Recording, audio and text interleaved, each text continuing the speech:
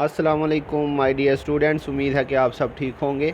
आज हमारा lecture number 12 है फाइनेंशियल स्टेटमेंट एनालिसिस का, और आज हम जो है वो वैन हान की बुक से प्रॉब्लम नंबर 5 सॉल्व करेंगे।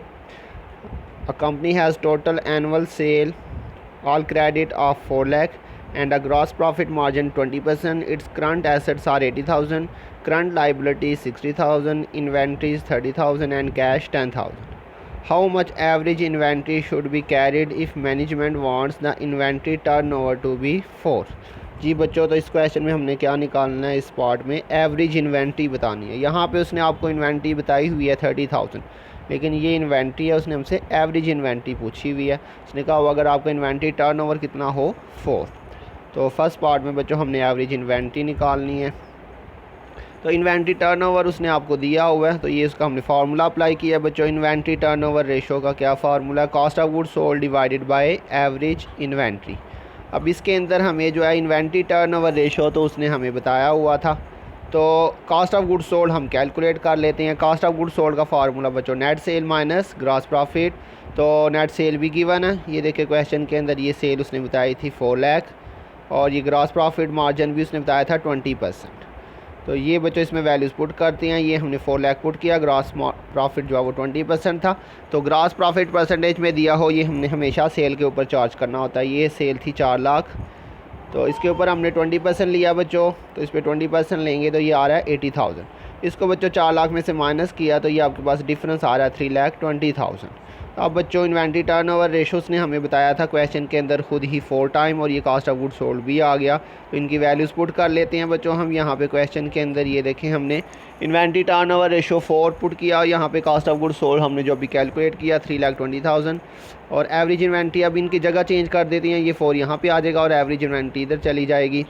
तो ये बच्चों अब इसको 3,20,000 को 4 पे डिवाइड करें तो ये एवरेज इन्वेंट्री हमारे पास 80,000। तो ये बच्चों हमारा फर्स्ट पार्ट कंप्लीट हो गया। उसने यही हमसे पूछा था, एवरेज इन्वेंट्री आपने कैलकुलेट करनी। अब इसके बाद बच्चों सेकंड पार्ट में देखते हैं उसने क्या पूछा हुआ है। How rapidly in how many days account receivable must be collected if management wants to have an average of 50,000 invested in receivable assume 360 days a year. तो ये बच्चों उसने पूछा हुआ है एवरेज कलेक्शन पीरियड। कह रहा है how rapidly accounts receivable must be collected, मतलब एवरेज कलेक्शन पीरियड हमने कैलकुलेट करना है। पूछ रहा है कि कितनी स्पीड से हमारे जो रिसीवेबल हैं वो कलेक्ट होंगे।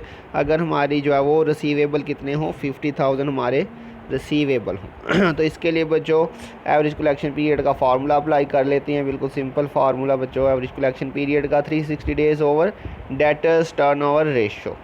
तो इसमें बच्चों हमें डेटर टर्नओवर रेशो जो है वो कैलकुलेट करना पड़ेगा। तो इसके लिए हम इसका फॉर्मूला लगाते हैं डेटर टर्नओवर रेशो का, net credit sale over average receivable.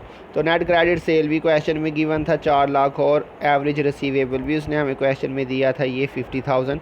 ये सेल हमारे पास 4 लाख थी, और ये एवरेज 50,000 इन्वेस्टेड इन रिसीवेबल, ये हमारे अकाउंट रिसीवेबल है। तो ये पुट करते हैं बच्चों इसके अंदर। तो डेटर टर्नओवर रेशो के अंदर हमने बच्चों पुट किया 4 लाख और 50,000।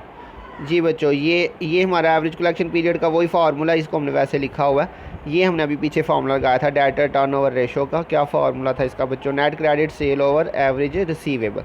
तो ये नेट क्रेडिट सेल आ गई 4 लाख, और ये एवरेज रिसीवेबल आ गया बच्चों 50,000। इसको डिवाइड करें तो ये बच्चों आपके पास 8 टाइम्स आ रहा है डेटर टर्नओवर रेशो। तो ये बच्चों हमने डेटर टर्नओवर रेशो ये वर्किंग की है सारी। ये किस लिए हमने किया? ये एवरेज कलेक्शन पीरियड हमने निकालना था, उसके अंदर हमें डेटर टर्नओवर रेशो चाहिए था। तो वो कैलकुलेट हो चुका बच्चों 8 टाइम्स। अब इसको यहाँ पे इस फार्मूले में इसकी जगह पे पुट करते हैं। तो ये देखें हमने बच्चों डेटर टर्नओवर की जगह पे ये हमने पुट किया 8 टाइम्स। तो ये 360 डेज़ क्वेश्चन में गिवन था। इसको डिवाइड करते हैं तो ये बच्चों आपके पास आ रहा है 45 डेज़। तो ये हमारा बच्चों एवरेज कलेक्शन पीरियड। तो ये बिल्कुल सिंपल सी 2 रिक्वायरमेंट थी इस क्वेश्चन के अंदर। बिल्कुल इजी सा क्वेश्चन था, जो उम्मीद है आपको समझ आ गई होगी। तो बच्चों अपना ध्यान रखिएगा, इंशाल्लाह मिलेंगे बहुत जल्द नेक्स्ट लेक्चर के साथ। तब तक के लिए अल्लाह हाफिज़।